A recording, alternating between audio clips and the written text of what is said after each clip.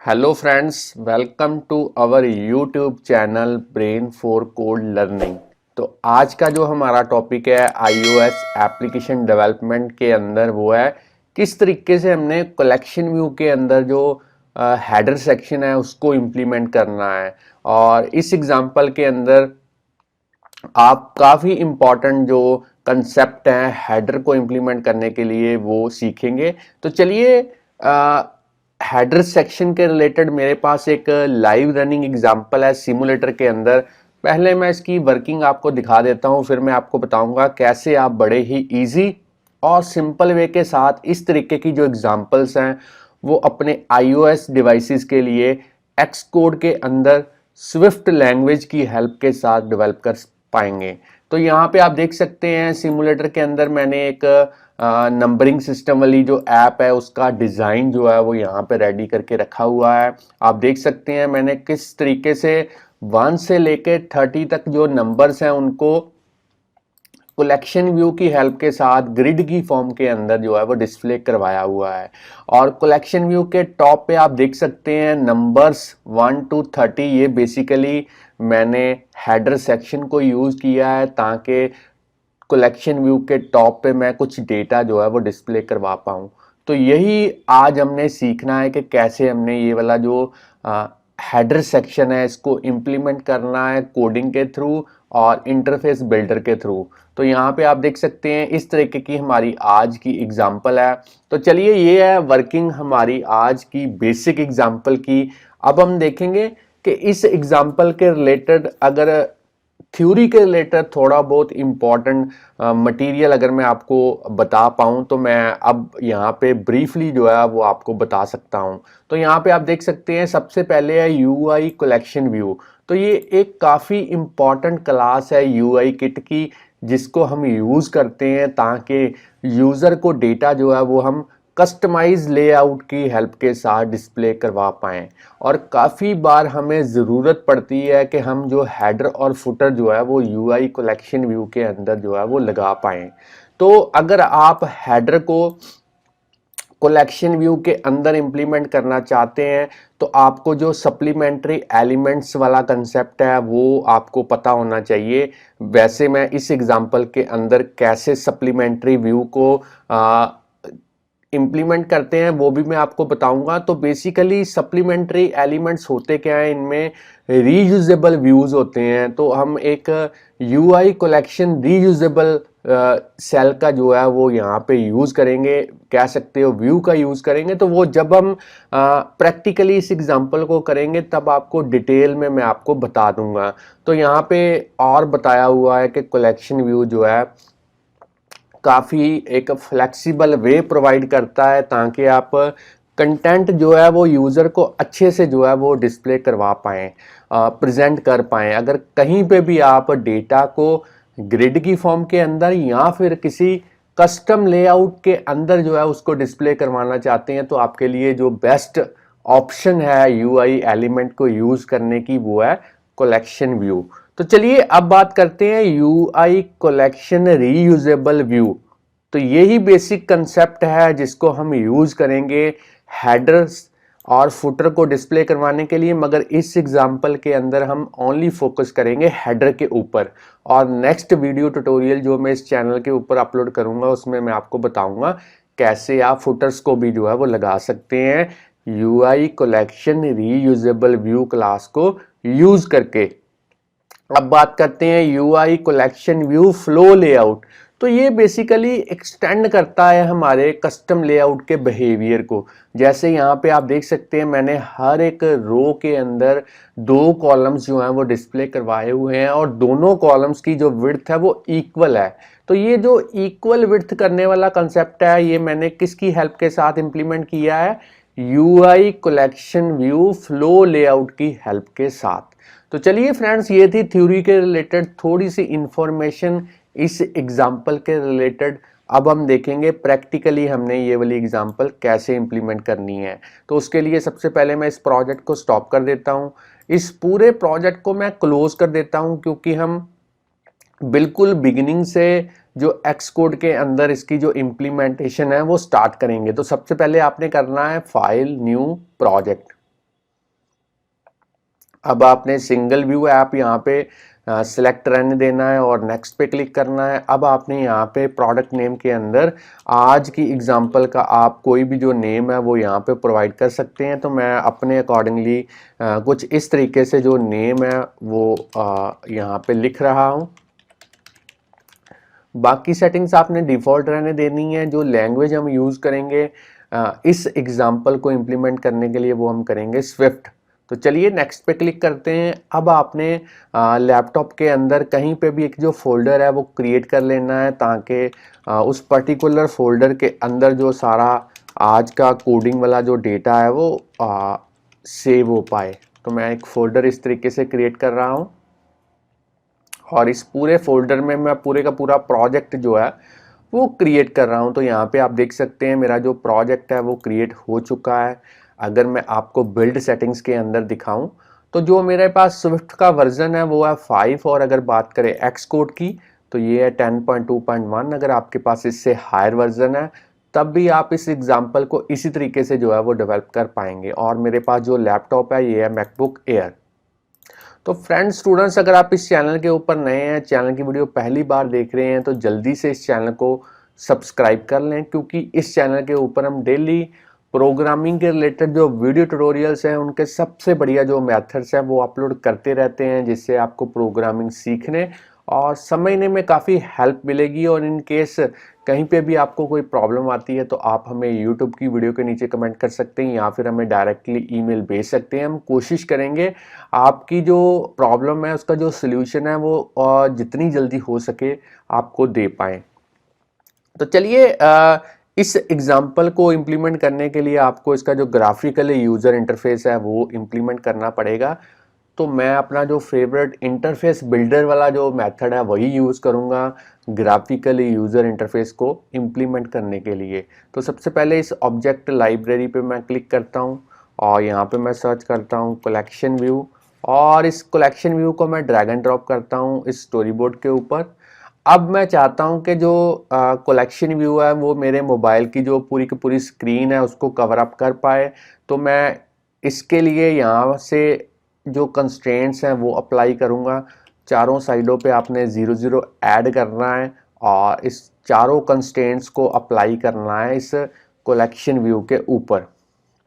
अब आपने size inspector के अंदर जाना है और जो सेल का साइज है उसकी विड्थ रखनी है 200, हाइट 200, मिनिमम स्पेसिंग आपने करनी है 5, लाइंस के लिए 5, सेक्शन इंसर्ट टॉप पे करना है 2, बॉटम पे 0, लेफ्ट पे 2, राइट पे 2। तो इस तरीके की जो कॉन्फ़िगरेशन है वो आपने कर देनी है। अब आपने एट्रीब्यूट इंस्पेक्टर में जाना है और सबसे इम्पॉर्टेंट अब मैं आपको ऑप्शन बताने वाला हूँ हेडर को इम्प्लीमेंट करने के लिए, वो है यहाँ पे एसेसरीज के अंदर आप देख सकते हैं यहाँ पे लिखा है सेक्शन हेडर। इसको आपने अनेबल करना है और आप देख सकते हैं यहाँ पे जो कलेक्शन रीयूजेबल व्यू जो है वो यहाँ पे ऐड हो चुका है कलेक्शन व्यू के अंदर। तो चलिए अब आपने इस कलेक्शन व्यू को सिलेक्ट करना है और इसके अंदर जो कलेक्शन व्यू सेल है इसको सिलेक्ट करना है और इसका जो आइडेंटिफायर का नेम है वो आप कोई भी रख सकते हैं। मैं अपने अकॉर्डिंगली सेल ले रहा हूँ। जब मैं कोडिंग करूँगा तब सेम नेम जो है जो यहाँ पे मैंने लिखा होगा वही नेम मैं कोडिंग के अंदर जो है वो यूज़ करूँगा। और इसी तरीके से जो कलेक्शन रीयूजेबल व्यू है इसको सिलेक्ट करने के बाद भी आपने आइडेंटिफायर यहाँ पे प्रोवाइड करना है। तो मैं यहाँ पे नेम रख देता हूँ हेडर सेल। तो सेम नेम जब कोडिंग में इसकी रिक्वायरमेंट पड़ेगी तब हम जो है वो यूज़ करेंगे। तो चलिए अब हमने ऑब्जेक्ट लाइब्रेरी के थ्रू एक लेबल जो है वो यहाँ पे ड्रैग एंड ड्रॉप करना है इस कलेक्शन सेल के अंदर, ताकि हम जो नंबरिंग है वो यहाँ पे डिस्प्ले करवा पाएँ। तो मैं यहाँ पे ओरिजिनल एग्जांपल आपको दिखा देता हूँ। एक बार फिर से आप देख सकते हैं कैसे मैंने ग्रीन कलर जो बैकग्राउंड लिया है सेल का और साथ में जो नंबर है वो डिस्प्ले करवाया हुआ है। तो इसके लिए मैं यहाँ पे इस लेबल का जो फॉन्ट है वो 20 कर देता हूँ, इसको मैं बोल्ड कर देता हूँ। इसका जो लेबल है वहाँ पे 1 लिख देता हूँ। कलर आप चेंज करना चाहे तो कर सकते हैं मगर मैं ब्लैक ही रहने देता हूँ। और अब मैं यहाँ से जो इसके हॉरिजेंटली इन कंटेनर अलाइनमेंट और वर्टिकली इन कंटेनर, इन दोनों को अनेबल कर देता हूँ और इन्हें अप्लाई कर देता हूँ इस लेबल के ऊपर, ताकि ये सेंटर में जो है वो डिस्प्ले हो पाए। अब मैं ऑब्जेक्ट लाइब्रेरी के थ्रू एक लेबल और ड्रैग एंड ड्रॉप करूँगा इस रीयूजेबल व्यू के अंदर, और इसकी जो विड्थ है वो मैं इंक्रीज कर देता हूँ। इसका फॉन्ट मैं 20 कर देता हूँ, इसको भी मैं जो है बोल्ड कर देता हूँ। और चलिए यहाँ पे लिख देता हूँ हेडर। तो ये बेसिकली हेडर का जो है वो काम करेगा। अब हमें हेडर वाले लेबल की और इस नंबर वाले लेबल की जो आईबी आउटलेट है वो क्रिएट करना है। मगर आईबी आउटलेट क्रिएट करने के लिए हमें जो है कस्टम क्लासेस जो हैं वो ऐड करनी पड़ेंगी, जो कि सब क्लासेस होंगी यूआई कलेक्शन व्यू सेल की और UI collection view UI collection reusable view की। तो वो कैसे ऐड करनी है वो अब मैं आपको बताऊंगा। तो यहाँ पे ऐड करते हैं new file, cocoa touch class, next पे क्लिक करेंगे। अब यहाँ पे जो सुपर क्लास आपने यूज करनी है सबसे पहले वो करनी है UI collection view cell class, और ऊपर आप नेम कोई भी दे सकते हैं। तो मैं अपने अकॉर्डिंगली जो नेम है वो इस तरीके से रख रहा हूँ, और इसे नेक्स्ट पे क्लिक करके क्रिएट कर देता हूँ प्रोजेक्ट के अंदर। अब मैं एक और यहाँ पे ऐड करता हूँ न्यू फाइल, और इसको भी कोकोआ टच क्लास, और अब मैंने जो सुपर क्लास यूज करनी है वो करनी है यूआई कलेक्शन रीयूजेबल व्यू, और ऊपर जो नेम है क्लास का वो आप कोई भी दे सकते हैं। तो मैं अपने अकॉर्डिंगली यहाँ पे रख रहा हूँ यूआई रीयूजेबल सेल इस तरीके से, और इसे मैं नेक्स्ट पे क्लिक करके क्रिएट कर रहा हूँ प्रोजेक्ट के अंदर। तो दोनों जो सब क्लासेस हैं वो मेरी यहाँ पे बन चुकी हैं। अब इन्हें यूआई एलिमेंट के साथ हमें कनेक्ट करना पड़ेगा, तो वो काफ़ी इजी है कनेक्ट करना। उसके लिए मेन डॉट स्टोरी बोर्ड में चलते हैं, और सबसे पहले इस कलेक्शन व्यू के अंदर जो सेल है इसको सिलेक्ट करते हैं। आइडेंटिटी इंस्पेक्टर के अंदर चलते हैं, और यहाँ पे मैं सर्च करता हूँ माई कलेक्शन व्यू सेल। जैसे आप थोड़ा सा लिखने की कोशिश करेंगे, एक्स कोड जो है वो ऑटोमेटिकली क्लास का नेम जो है वो फेच कर लेगा, आपने एंटर प्रेस करना है। और इसी तरीके से इस कलेक्शन रीयूजेबल व्यू को आपने सिलेक्ट करना है। आइडेंटिटी इंस्पेक्टर में जाने के बाद यहाँ पे लिखना है यूआई कलेक्शन, और रीयूजेबल सेल ऑटोमेटिकली जो है नेम यहाँ पे एक्स कोड ने फेच कर लिया है, आपने एंटर प्रेस करना है। तो चलिए कनेक्टिविटी जो है वो हो चुकी है। अब आईबी आउटलेट क्रिएट करने से पहले कलेक्शन व्यू का जो डेलीगेट एंड डेटा सोर्स है उसको सेट कर लेते हैं व्यू कंट्रोलर के साथ। तो वो कैसे करेंगे, उसके लिए कलेक्शन व्यू को सिलेक्ट करते हैं, कीबोर्ड पे कंट्रोल की को प्रेस करते हुए इसे ड्रैग एंड ड्रॉप करेंगे इस तरीके से, और सबसे पहले डेटा सोर्स, और फिर से कंट्रोल की को प्रेस करते हुए उसे ड्रैग एंड ड्रॉप करेंगे, और यहाँ पे सिलेक्ट करेंगे डेलीगेट। तो यहाँ पे आप देख सकते हैं डेलीगेट एंड डेटा सोर्स जो है वो दोनों ही सेट हो चुके हैं। आईबी आउटलेट को क्रिएट करने के लिए मैं अपना जो फेवरेट मेथड है असिस्टेंट एडिटर वही यूज़ करूँगा। तो उसके लिए मैं यहाँ पे क्लिक करता हूँ, आप देख सकते हैं मेरे माउस का कर्सर कहाँ पे है, और आप देख सकते हैं साइड वाले पैनल्स को मैं हाइड कर देता हूँ। अब मैं असिस्टेंट एडिटर में जा चुका हूँ। तो यहाँ पे बाय डिफ़ॉल्ट जो क्लास ओपन हुई है वो हुई है व्यू कंट्रोलर। तो चलिए लगे हाथ यहाँ पे कलेक्शन व्यू का भी जो आईबी आउटलेट है वो क्रिएट कर लेते हैं। तो कलेक्शन व्यू को सिलेक्ट करके कीबोर्ड पे कंट्रोल की को प्रेस करते हुए इस तरीके से ड्रैग एंड ड्रॉप करेंगे, और यहाँ पे लिखेंगे माई कलेक्शन व्यू, और इसे कनेक्ट कर देते हैं। आईबी आउटलेट आपका यहाँ पे बन चुका है। अब मैं ऑटोमेटिक की जगह पे मैनुअल के थ्रू जो क्लास ओपन करूँगा वो करूँगा my collection view cell class. और अब मैंने यहाँ पे जो मेरा सेल के अंदर जो नंबर है लेबल है उसको सिलेक्ट करूँगा यहाँ पे डॉक्यूमेंट आउटलाइन विंडो के अंदर, और कंट्रोल की को प्रेस करते हुए उसे ड्रैग एंड ड्रॉप करेंगे, और यहाँ पे जो नेम है आप कोई भी रख सकते हैं। मैं अपने अकॉर्डिंगली यहाँ पे जो नेम रख रहा हूँ वो रख रहा हूँ माई लेबल व्यू, और इसे कनेक्ट कर देते हैं। अब मैनुअल के थ्रू जो क्लास हम ओपन करेंगे वो करेंगे माई कलेक्शन रीयूजेबल सेल, और अब आपने इस हेडर वाले लेबल को सिलेक्ट करना है, और यहाँ पे कंट्रोल की को प्रेस करते हुए ड्रैग एंड ड्रॉप करेंगे और यहाँ पे जो नेम है वो रखेंगे माई हेडर लेबल और इसे भी कनेक्ट कर देते हैं। तो चलिए आईबी आउटलेट्स मेरे जो है वो बन चुके हैं। फिर से स्टैंडर्ड एडिटर के अंदर चलते हैं, सभी फाइल्स को एक बार यहाँ पे सेव कर लेते हैं ताकि कोडिंग के वक्त जो आईबी आउटलेट्स की रेफरेंसेस हैं वो असेस हो पाएँ।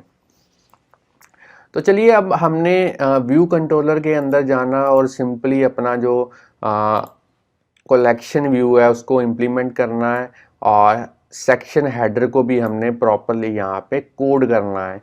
तो इस कमेंट वाली लाइन को मैं यहाँ से डिलीट कर रहा हूँ ताकि आपको कन्फ्यूज़न ना रहे। तो कलेक्शन व्यू को इम्प्लीमेंट करने के लिए मैं यहाँ पे एक्सटेंशन को यूज़ करूँगा और प्रोटोकॉल्स हमने यूज़ करने हैं UI collection view delegate, second UI collection view data source, UI collection view delegate flow layout. तो इन 3 प्रोटोकॉल्स को आपने यूज़ करना है। तो आपको मैं यहाँ पे बता दूँ, जब भी आपने प्रोटोकॉल्स को यूज़ करना है तो उनको कंफर्म करने के लिए उनके जो कंपलसरी मेथड्स हैं वो आपको कोड करने पड़ते हैं। और अगर आप कंपलसरी मेथड्स के अलावा और भी रिक्वायर्ड मेथड्स को कोड करना चाहते हैं तो आप कर सकते हैं, मगर कंपलसरी तो आपको करने ही पड़ेंगे कोड। तो यहाँ पे मैं फिक्स पे जैसे ही क्लिक करूँगा तो कंपलसरी जो मेथड्स हैं उनका जो स्केलेटन है वो यहाँ पे बन चुका है। तो इनको कोड करना सबसे इम्पॉर्टेंट है। तो सबसे पहला जो मेथड है वो है कलेक्शन व्यू के अंदर नंबर ऑफ आइटम्स जो हैं वो सेक्शन के अंदर कितनी होनी चाहिए। तो यहाँ पे हमने नंबरिंग जो डिस्प्ले करवाई है वो करवाई है 1 से लेके 30 तक। तो यहाँ पे मैं रिटर्न करूँगा 30। अब मेरा जो मेथड है वो यहाँ पे कोड हो चुका है पहला। दूसरा मेथड है कलेक्शन व्यू का ही मेथड है जिसमें है सेल फॉर आइटम एट, इस तरीके का पैरामीटर। तो हर एक सेल को हमने किस तरीके से इम्प्लीमेंट करना है उसका जो कोड है वो यहाँ पे अब हम लिखेंगे। तो मैं यहाँ पे लिखूँगा let cell equal to my collection view, उसका DQ reusable cell method call करेंगे, आइडेंटिफायर में पास करेंगे सेल, फिर हम पास करेंगे इंडेक्स पाथ और इसको टाइपकास्ट करेंगे my collection view cell class के थ्रू। अब आप कहेंगे यहाँ पे आइडेंटिफायर सेल जो है वो कहाँ से आया है। तो मैं आपको फिर से एक बार रिमाइंड करवा देता हूँ कि जो आइडेंटिफायर का नेम हमने सेल के लिए यहाँ पे लिखा था वो सेम नेम जो है हमें कोडिंग के अंदर जो है वो यहाँ पे लिखना पड़ा है, इसलिए मैंने यहाँ पे सेल लिखा है। अब हम यहाँ पे लिखेंगे cell dot my label view dot text property को सेट करेंगे। डेटा कहाँ से आएगा उसके लिए स्ट्रिंग इंटरपोलेशन हम यहाँ पे यूज़ करेंगे। इंडेक्स पाथ डॉट रो जो है वो 0 से शुरू होता है, इसलिए हमने इस पे +1 कर दिया ताकि नंबर जो डिस्प्ले हो वो उसकी स्टार्टिंग जो है 1 से शुरू हो। अब हमने हर एक सेल के चारों साइड पे आप देख सकते हैं कि बॉर्डर डिस्प्ले करवाया हुआ है। इस बॉर्डर को डिस्प्ले करवाने के लिए यहाँ पे 2 लाइंस की जो कोडिंग है वो हम करेंगे, लेयर डॉट बॉर्डर कलर और कलर यहाँ पे UI कलर के थ्रू हम यूज़ करेंगे ब्लैक कलर, CG कलर के थ्रू से कन्वर्ट करेंगे। अब हम लेयर की जो बॉर्डर की जो विड्थ है वो यहाँ पे स्पेसिफाई करेंगे। तो यहाँ पे मैं वैल्यू 1 ले रहा हूँ, आप इससे वैल्यू ज़्यादा या कम कर सकते हैं। अब हमने सेल का जो बैकग्राउंड कलर है वो प्रोवाइड करना है, तो यहाँ पे मैं ग्रीन कलर जो है वो यूज़ करूँगा और इस सेल को जो है यहाँ पे रिटर्न करूँगा। तो आप देख सकते हैं ये वाला मेथड भी जो है वो हमारा कोड हो चुका है। अब हमने जो नेक्स्ट मेथड यहाँ पे कोड करना है वो बेसिकली है कि हर एक रो को हमने इक्वल कॉलम्स में डिवाइड करना है। उसके लिए यहाँ पे एक मेथड जो है वो हम इम्प्लीमेंट करेंगे जो कि है साइज फॉर आइटम एट। इस तरीके से आपने लिखना है और एंटर प्रेस करना है और मेथड का जो स्केलेटन है वो यहाँ पे बन चुका है। यहाँ पे अब हम लिखेंगे let size equal to collection view dot frame dot उसका जो साइज है उसकी जो विड्थ है वो हम यूज़ करेंगे और -10 करेंगे पैडिंग के लिए। ताकि 2 कॉलम्स में जो स्पेस है वो आ पाए, और 2 के साथ डिवाइड करेंगे क्योंकि 2 कॉलम्स में हम इसको रो को कन्वर्ट करना चाहते हैं। CG साइज, और यहाँ पे इसकी जो विड्थ है वो हम प्रोवाइड करेंगे साइज, और जो हाइट है वो हमने यहाँ पे लेनी है 200। चलिए ये वाला मेथड भी जो है वो हमारा कोड हो चुका है। अब हमने, क्योंकि हेडर सेक्शन को हमने इम्प्लीमेंट करना है, तो उसके लिए सबसे इम्पॉर्टेंट जो मेथड है वो अब हम कोड करेंगे। तो यहाँ पे मैं लिखूँगा व्यू फॉर सप्लीमेंट्री। जैसे लिखने की कोशिश करूँगा तो यहाँ पे मेथड आ चुका है, एंटर प्रेस करना है और मेथड का जो स्केलेटन है वो यहाँ पे बन चुका है।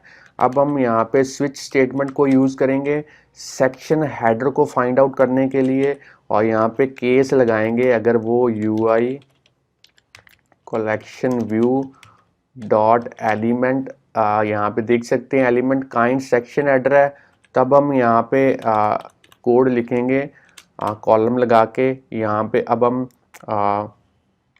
इफ स्टेटमेंट यूज़ करेंगे, यहाँ पे देख लेते हैं।